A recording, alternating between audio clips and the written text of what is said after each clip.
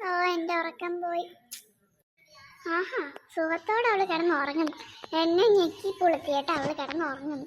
ഞാൻ ഇപ്പൊ കാണിച്ചു തരാടി. എടി ചേച്ചി, നീ സുഖമായിട്ട് കിടന്ന് ഉറങ്ങുമല്ലേ? ഇപ്പൊ കാണിച്ചു. അയ്യോ, എന്നെ തള്ളിയിട്ടേ. അയ്യോ, എന്റെ പുറം പോയി.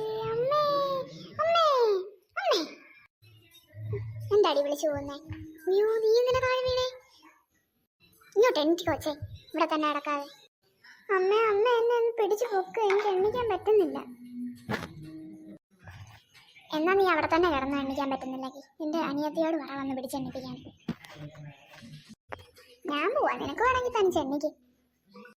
അമ്മേ അമ്മേ പോവല്ലേ അമ്മേ. ശേ, അമ്മ ഇവിടുത്തെ കളി കേട്ടില്ല. ഞാൻ വിചാരിച്ച അവർക്ക് തല്ല് കിട്ടാന്ന്. ഇനി ഇവിടെ കിടന്നിട്ട് വലിയ കാര്യമൊന്നുമില്ല.